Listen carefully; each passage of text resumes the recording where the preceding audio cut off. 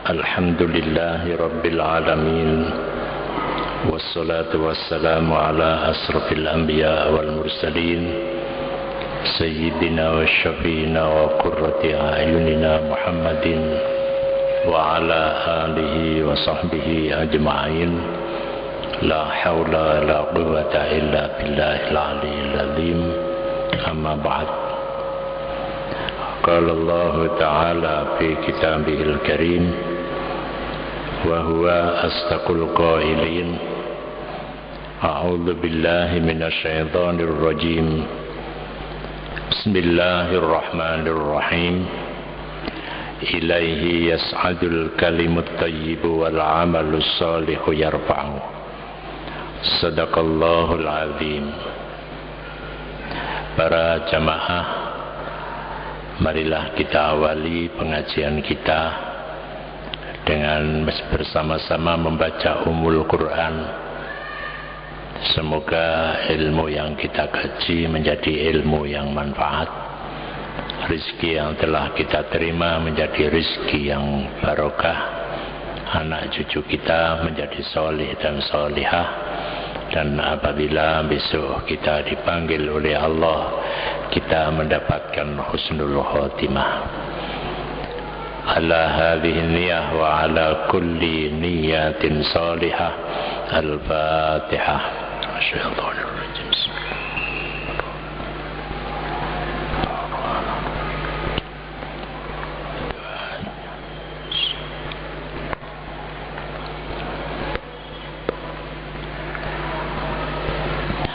Para jamaah yang dimuliakan oleh Allah, kita lanjutkan kajian kita. Yang terakhir kita membicarakan tentang cahaya, tentang nur, yang nanti pada waktunya saya akan menjelaskan tentang teori Nur Muhammad. Tapi setelah nanti waktunya sampai pembahasan itu. Sekarang kita membahas tentang pendapat sebagian orang-orang yang ma'rifat, al-arifin, tentang pertanyaan apa tanda amal seseorang itu diterima. Biasanya terjadi perdebatan tentang amal yang kita lakukan itu, amal yang kita tunaikan, apakah itu diterima oleh Allah apa tidak. Kalau pada waktu saya masih sekitar umur 30 ya, di Masjid Agung Jame ini ada pengajian yang diasuh oleh Bapak Kiai Haji Muhammad Yasin Yusuf ya, yang penceramah terkenal pada waktu itu. Di antara ceramahnya yang menarik, dia dengan bahasa Jawa mengatakan, menjawab pertanyaan dari seseorang, apakah amal kita itu diterima oleh Allah. Jawab Pak Yasin Yusuf, enak saja. Apakah amal sampean itu dikembalikan apa tidak? Gitu. Ya tidak, berarti itu diterima. Gitu. Itu logikanya Pak Yasin. Gitu. Pak Yasin Yusuf pada sekitar tahun 80-an ya. Para jamaah yang dimuliakan oleh Allah, kalau kita membahas hal itu dalam pandangan sebagian orang yang arif, berkali-kali mesti kita menyinggung orang yang arif, orang yang ma'rifat, orang yang sudah sampai pada tingkat yang paling tinggi di dalam ketasawufan gitu. Dia ditanya tentang ma'alamatu qabulil amal, Apa tanda-tanda amal itu diterima? Dia menjawab, qala nisyanuka iyahu wang kita nadrika anhu bil kulliyah bi dalalati qaulihi ta'ala ilaihi yas'adul kalimut thayyibu wal amalus sholihu yarfa'u. Tanda orang yang amalnya diterima itu kalau kita lupa dengan amal itu, ya. Jadi kita sudah lupa dengan amal itu, ya. Dan Anda terputus dengan memandang semua itu secara keseluruhan. Jadi jawabannya, kalau Anda lupa dengan amal itu tandanya amal yang diterima. Padahal kita ini kalau sudah beramal itu selalu ingat. Apalagi kalau sudah terlanjur merasa bahwa saya adalah orang yang banyak amalnya, itu biasanya selalu ingat. Apalagi yang berkaitan dengan uang gitu.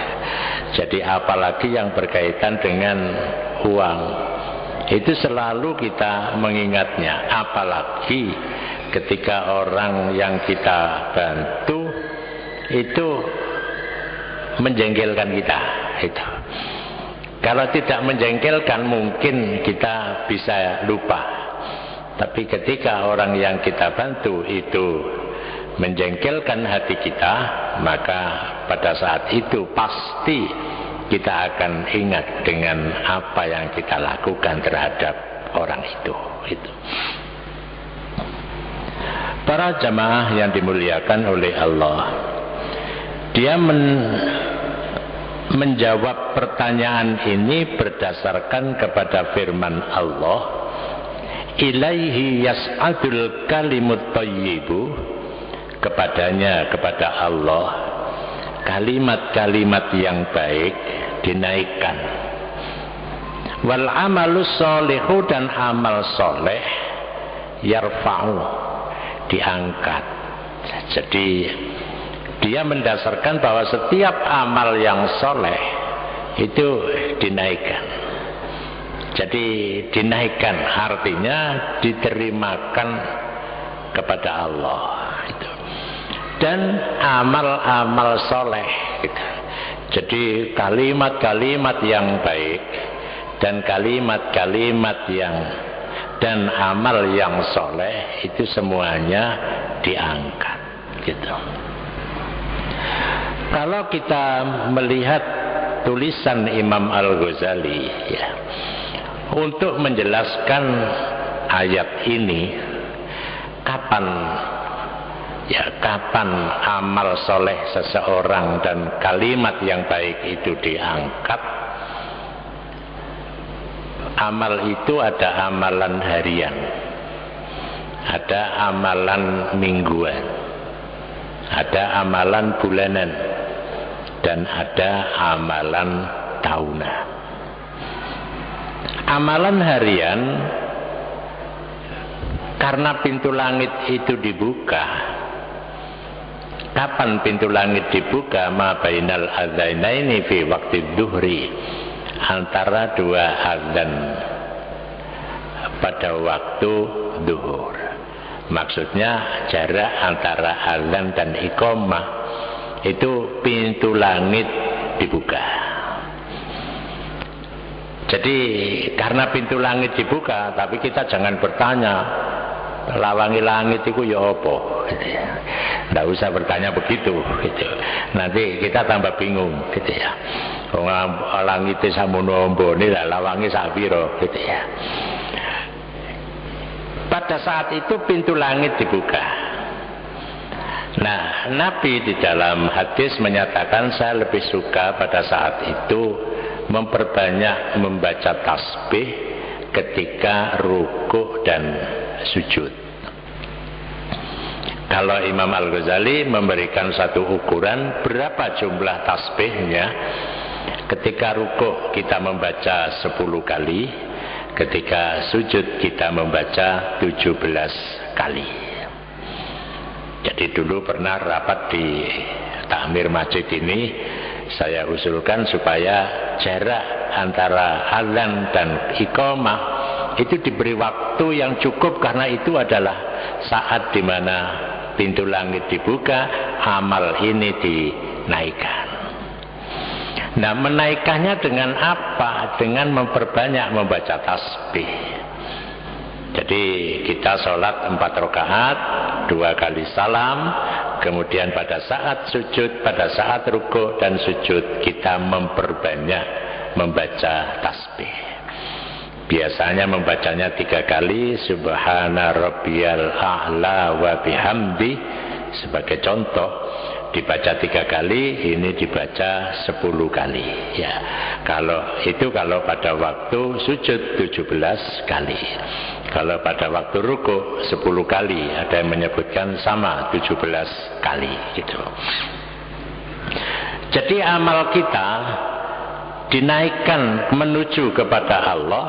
Nah, yang dipakai untuk mendorong juga amal gitu. Amal yang lain. Amal apa itu?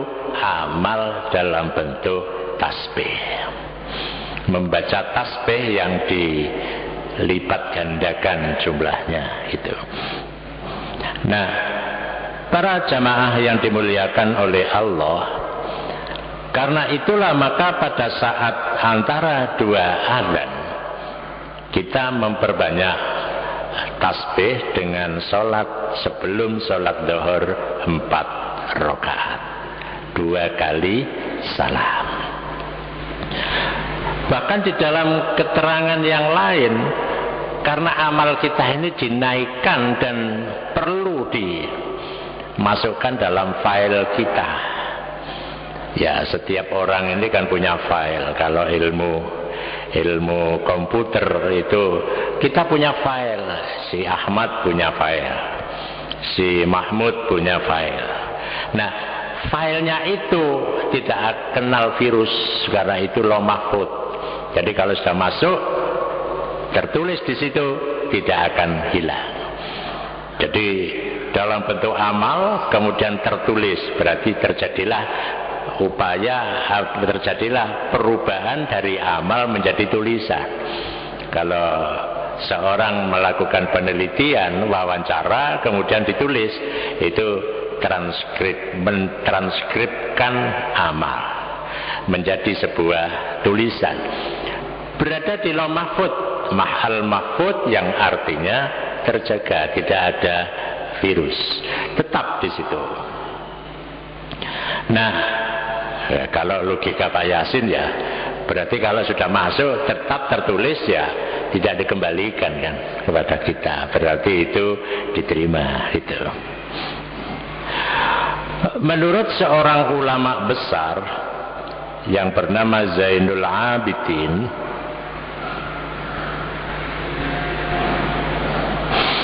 setiap amal kita,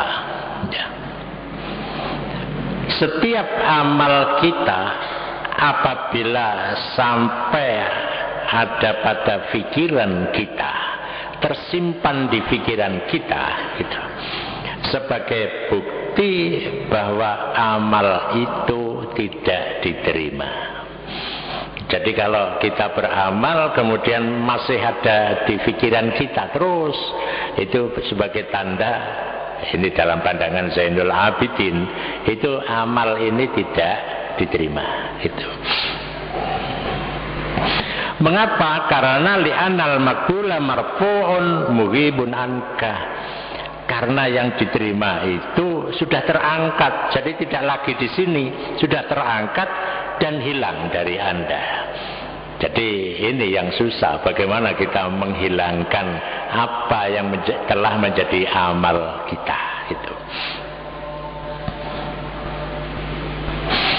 Nah, apabila sudah terputus, ya, maka itu sebagai tanda diterimanya amal kita.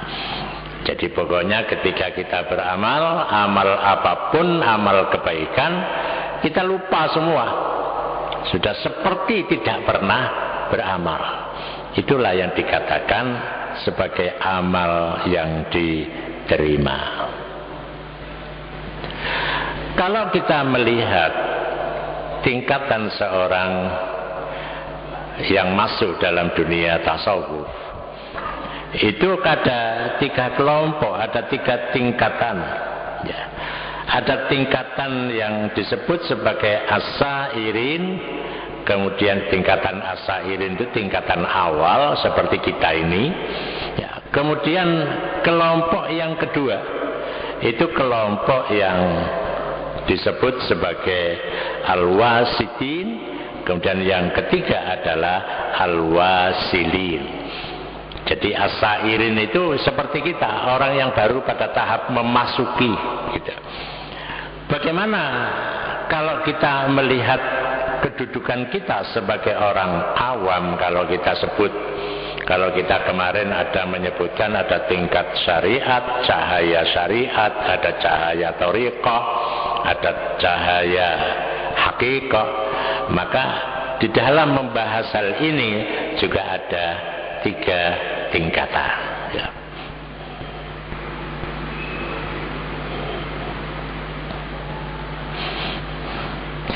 Kalau orang-orang awam disebutkan di sini bahwa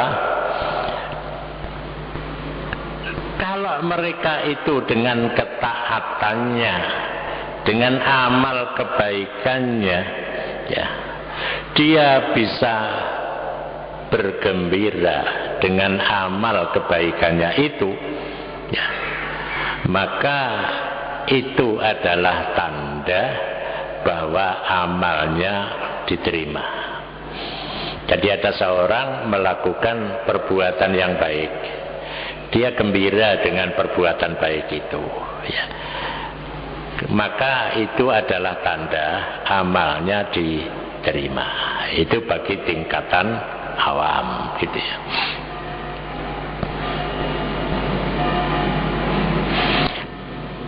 Karena apa? Karena tingkatan awam itu dia adalah selalu ketika bisa melakukan perbuatan baik, dia mesti bergembira. Makanya kalau kita selesai sholat, begitu kita mengucapkan salam yang kedua, maka kita tidak lupa mengucapkan alhamdulillah. Mengapa? Karena kita telah mengamalkan kebaikan. Berarti itu sebagai tanda bagi orang awam diterima amalnya gitu. Karena apa? Kegembiraan itu ya. Tetapi dia bisa memutuskan untuk melihat amal itu dan semua disandarkan kepada Allah. Jadi ada rasa gembira. Maka kalau ada seseorang dia bergembira dengan amal baiknya, itu termasuk orang yang diterima amalnya gitu. Apa ada orang, pertanyaannya, apa ada orang itu beramal baik tapi dia tidak gembira gitu. Saya kira tidak ada orang yang tidak bergembira dengan amal baiknya. Kalau dia beramal yang jelek atau yang kurang, dia susah gitu. Dia susah. Umpamanya ketika dia sholat kemudian pikirannya merawang kemana-mana, dia selesai mengucapkan alhamdulillah sebagai tanda telah selesai, tapi dia merasa gelisah dengan amal yang dia lakukan tadi kok tidak sempurna. Apakah itu sebagai tanda dia diterima? Kalau dia gelisah karena ada yang kurang, maka dia termasuk amal yang diterima. Jadi gelisah, kita ini kan tidak pernah gelisah ya, sholat tadi ya sudah selesai ya sudah, tidak ada kegelisahan dari amal yang kita lakukan. Padahal kegelisahan itu kan bisa menimbulkan upaya untuk perbaikan. Ya, tapi kalau dia tidak gelisah dengan sholatnya yang tidak sempurna tadi, dalam pengertian khusyuknya itu hanya sedikit umpamanya, maka pada saat itulah dia kalau tidak gelisah ya terus akan seperti itu walaupun dia gembira. Maka kegelisahan karena tidak sempurna itu juga sebagai tanda amalnya diterima itu. Karena dia akan dengan kegelisahan itu akan berusaha terus untuk memperbaikinya. Disitulah maka dalam Al-Quran disebutkan wa'bud rabbaka hatta ya'tiyakal yakin. Beribadalah kepada Allah sampai engkau bisa betul-betul yakin. Yakin dalam pengertian bukan hanya yakin, karena tingkatan yakin itu ada beberapa tingkatan, ada ilmul yakin, ada ainul yakin, dan ada hakul yakin. Yang dimaksudkan di sini adalah hakul yakin, yakin yang nyata, gitu, yakin yang nyata. Para jamaah yang dimuliakan oleh Allah, ya.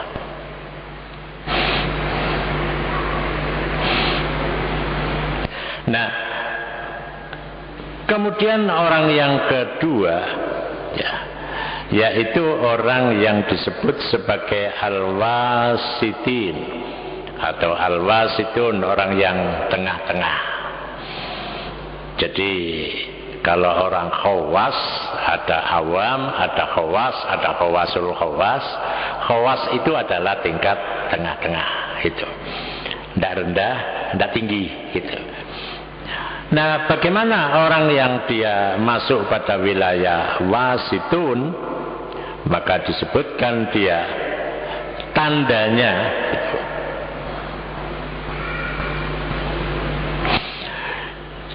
dia selalu berusaha untuk istiqomah dengan amal itu. Ya, dia berusaha istiqomah dengan amal kebaikannya. Jadi enggak hanya sekedar beramal, tapi dia berusaha untuk istiqomah. Karena di dalam Al-Quran disebutkan wa allawistaqamu ala tariqati la asqainahum ma'an ghadaqa. Apabila engkau istiqomah pada jalanku ini, maka aku akan berikan air yang segar. Istiqomah kalau versinya penyusun kitab ini Ibnu Athaillah, itu adalah ajak kontinu tapi secara lahiriah gitu. Jadi istiqomah itu adalah kontinuitas tapi secara lahiriah gitu. Sebab nanti ada kontinuitas secara batiniah, itu yang disebut dengan at-tuma'ninah gitu, at-tuma'ninah.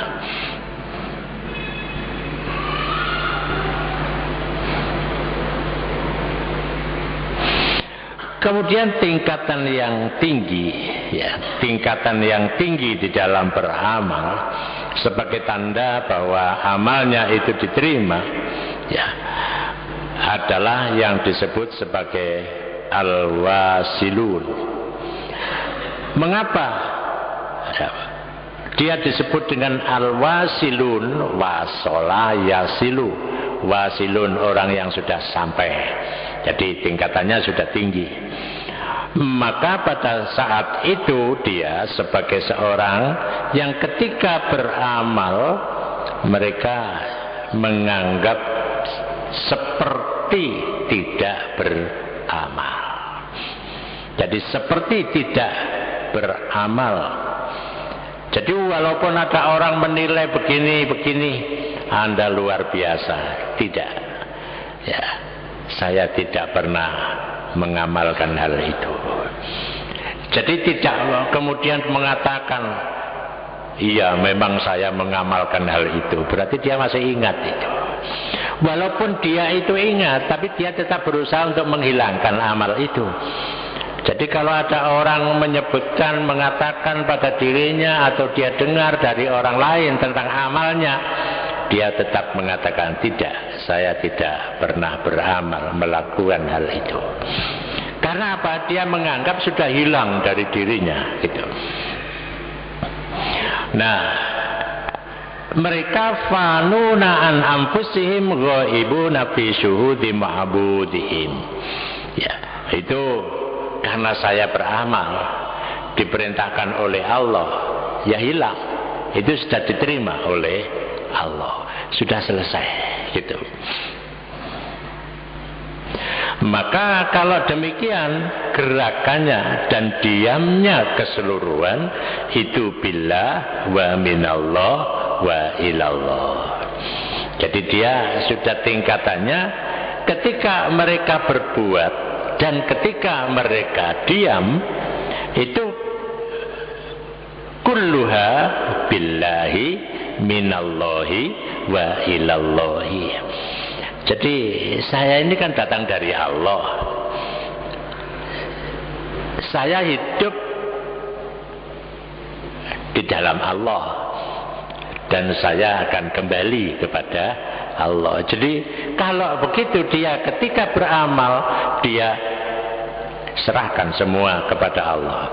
Amal yang saya lakukan itu bukanlah amal saya. Itu sudah saya serahkan kepada Allah. Titik. Nah disitulah yang dikatakan bahwa dia sampai pada tingkat ikhlas yang tinggi gitu. Apa ada ikhlas yang rendah? Ya ada. Ikhlas itu ada 3 tingkatan. Ikhlas yang tinggi itu ya ikhlas ya karena Allah, titik. Dia lupa dengan amalnya, berapapun jumlahnya dia tidak pernah menyebutkan gitu.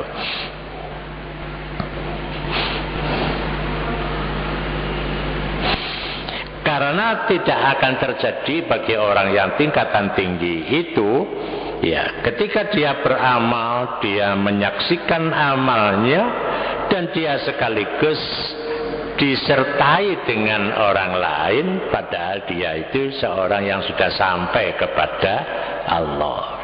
Nah kalau bisa begitu, dia berada pada tingkatan yang tinggi di dalam beramal untuk diterimanya amal seseorang gitu.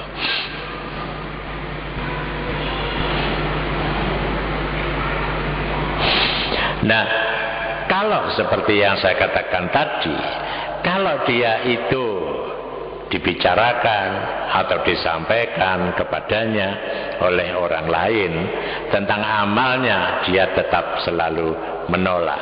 Tidak, itu sudah saya serahkan kepada Allah itu. Nah sekarang ini kan banyak orang yang beramal, apalagi kalau dulu wakaf ya harganya murah 4.000 ya.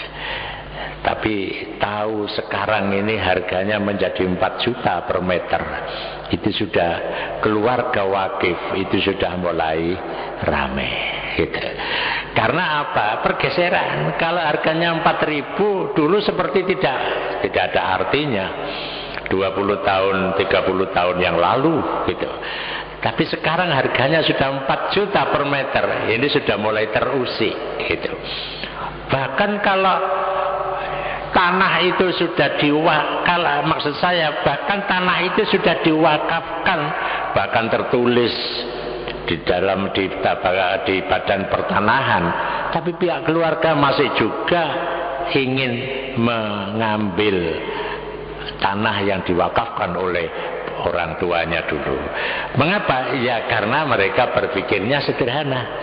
Ya ini harganya sudah mahal. Kalau dulu 4.000 meter kali 4.000 hanya sekitar 16 juta. Tapi kalau sekarang 4.000 kali 4 juta itu sudah menjadi 16 miliar. Itu orang sudah mulai mikir itu. Apalagi pihak keluarga melihat bahwa tanah yang sudah diwakafkan itu belum bisa dimanfaatkan dengan baik. Itu berarti nazir tidak mampu memanfaatkannya. Para jamaah yang dimuliakan oleh Allah. Nah, bagi seorang pada tingkat wasilun, mereka di dalam beramal yang saya katakan tadi, dia sudah lupa, tidak lagi ingat sama sekali. Kalau ada orang yang berusaha mengingatkan, dia tetap menolak. tidak, saya tidak pernah melakukan hal itu. Ini kalau di dalam dunia tasawuf. Tapi kalau dalam dunia syariat berbeda. Kalau tingkatan syariat saya beramal dicatat gitu. Kalau ada masalah ya mesti ditanyakan, benar sampean punya menerima bukti pembayaran ini, sumbangan ini, ya, itu soal syariat. Tapi soal hakikat itu persoalan lain gitu. Persoalan lain. Makanya di dalam Islam itu kalau ada orang mengatakan bahwa ini punya siapa, dia akan menjawab ini punyaku. Nah, dia menjawab ini punyaku, ini kepunyaan saya, maka harus ada bukti bahwa itu betul-betul milik saya. Ada surat bukti. Kalau tanah itu ada sertifikat bahwa di situ disebutkan namanya si A yang mengakui itu. Disitulah syariat, gitu.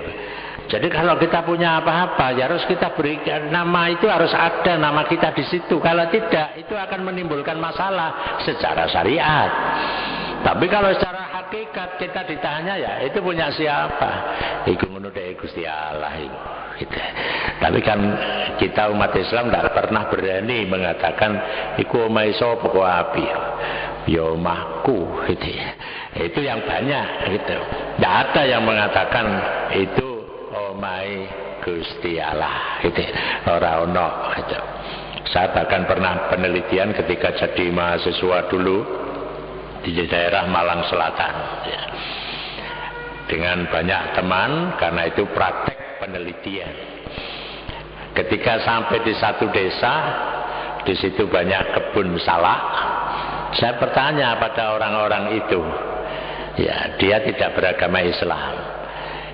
Bu, tanduran salak niki kagungane sinten? Niki kagungane Gusti Allah.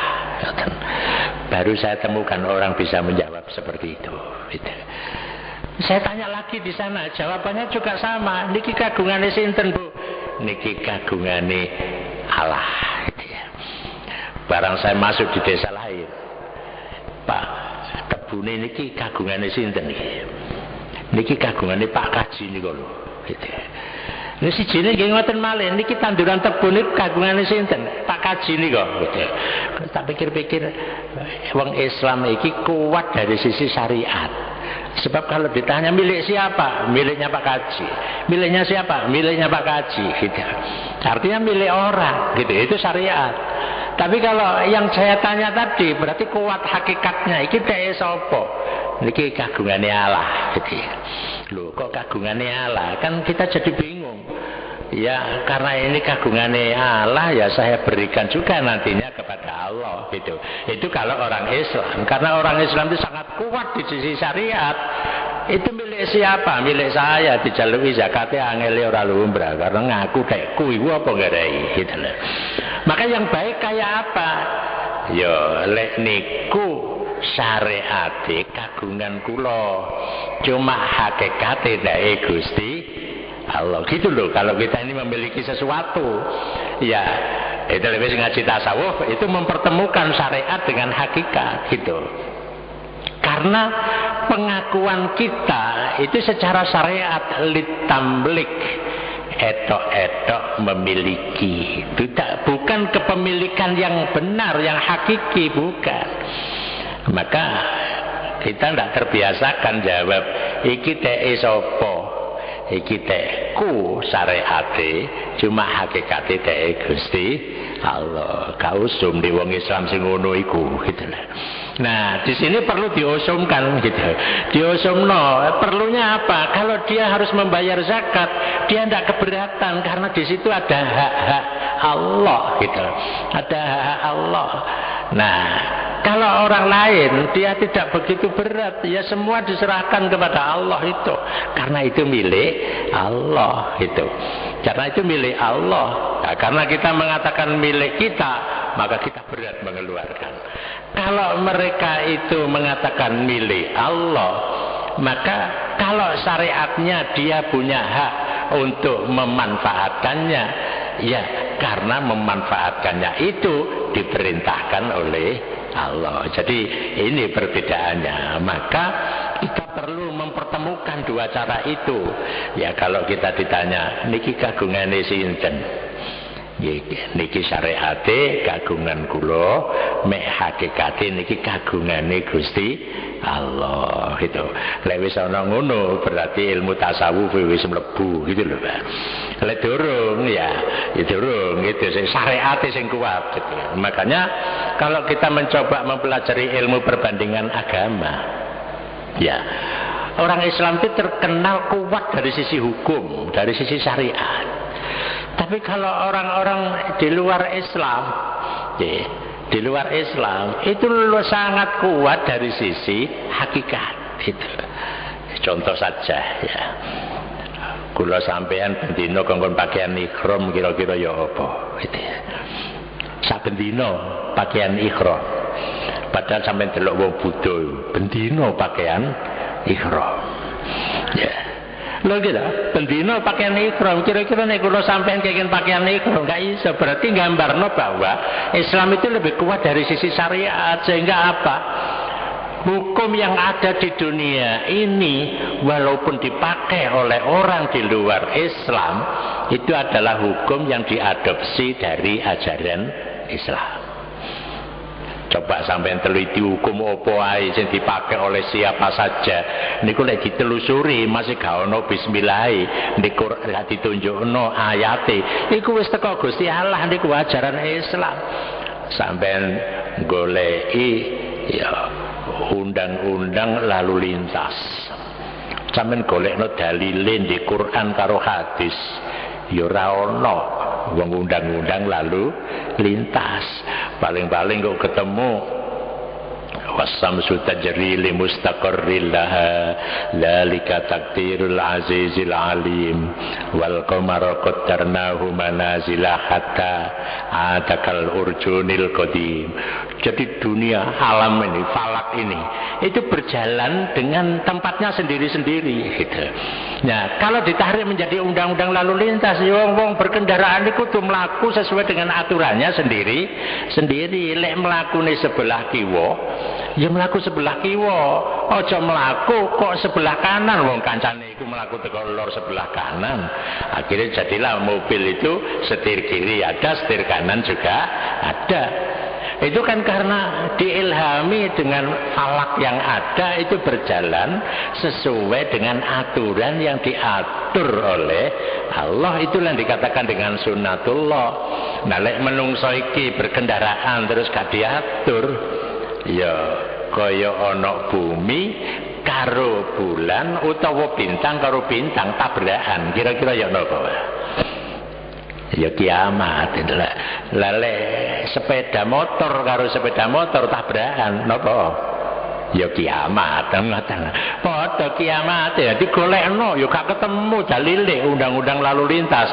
Tapi itu kan manfaat bagi banyak orang, maka masuklah dia pada wilayah maqasidus syariah. Maqasid, tujuan dari syariat adalah limaslahatil lijalbil masalih walidaril mafasid, untuk mewujudkan kemaslahatan dan menolak kemadharatan gitu. Para jamaah yang dimuliakan oleh Allah, maka kalau kita bicara amal ya kalau kita bicara amal, maka kita hendaknya bicara tentang bahwa itu bukan amal saya. Tapi kalau kita bicara kepemilikan, maka kita wujudkan syariatnya. Ya kita ini mobilnya siapa, ini rumahnya siapa, ini istrinya siapa, kan gitu. Lho lek ana wong ditakoni, sampean kok mlaku bareng bojomu ah? Iya, iki bojoku. Buktine ndi? Gak duwe surat nikah, kan repot itu. Ya. Makanya sekarang itu ada draft ya. Draft undang-undang, kalau ada orang nikah nggak dicatat, itu dihukum 6 bulan. Ya, wong Indonesia bingung, gile ana wong rabi ora dicatat, itu dihukum 6 bulan. Lah di Malaysia niku dihukum 6 bulan undang-undange sekaligus didenda 3.000 ringgit. Lah di Tunisia, kula maca di Tunisia sing saniki demo besar-besaran ngerotono Presiden bin Ali niki. Niku undang-undang tentang pernikahan. Siapa yang tidak mencatatkan nikahnya hukumannya setahun. Dan dendanya sekian real apa gitu ya. Dinar, sekian dinar. Jadi bisa ono ngoten niku.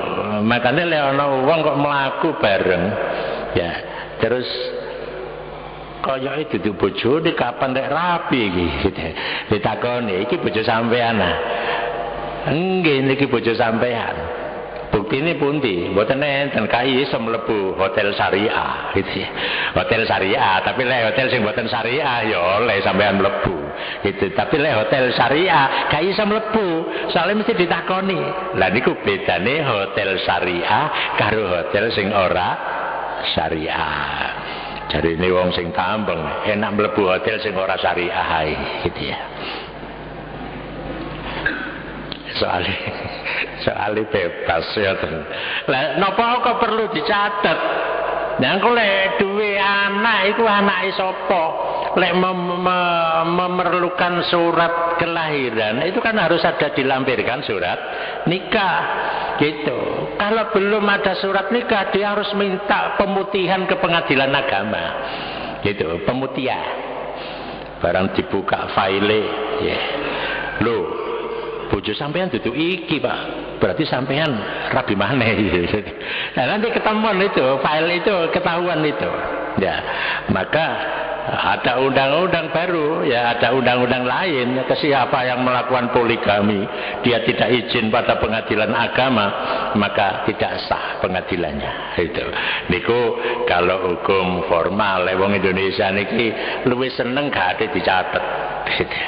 Alasane kan ikhlas lek gak dicatat niku. Alasannya ikhlas ya. Wah ini mencampur adukkan antara yang syariah dengan yang hakikat. Makanya membedakan, meletakkan sesuatu itu harus pada tempatnya. Kalau tidak wada'u syai'in ila ghairi mahallihi termasuk dolim. Jadi leono wong meletakkan sesuatu tidak pada tempatnya itu dolim. Ya, kupluk digawe sepatu, ya itu meletakkan sesuatu tidak pada tempatnya. Sepatu didekek ndukuri lemari, padahal sepatu wis biasa digawe. Ya, itu meletakkan sesuatu tidak pada tempatnya. Tuku kloset regane 200 juta. Ya 200 juta dekek ndukuri meja makan ayo gak cocok gitu ya. Emang kloset itu bagaimanapun masih regane 200 juta teko emas segini ndek isor gitu loh. Jadi lek sampean nglencer nang gone kerajaan Brunei sampean mungkin bisa ndelok jeding sing semua dari emas gitu. Sampai wong sing mlebu iku bingung gitu. Bingung dikorek iki emas temenan apa dudu. Jadi bingung, kate gawe gak iso, soalnya apa bingung ngaten. Niku ten mriku. Tapi walaupun begitu wong jenenge kloset, yang kene ndek isor ka oleh kloset moro digawe kopluk ya ora oleh gitu ya. Iku jenenge dolim. Para jamaah ingkang kula hormati, kula kinten niku ingkang saged kita kaji. Mugi-mugi niki saged nambahi wawasan kita sedaya. Wallahu a'lam bissawab. Al-Fatihah.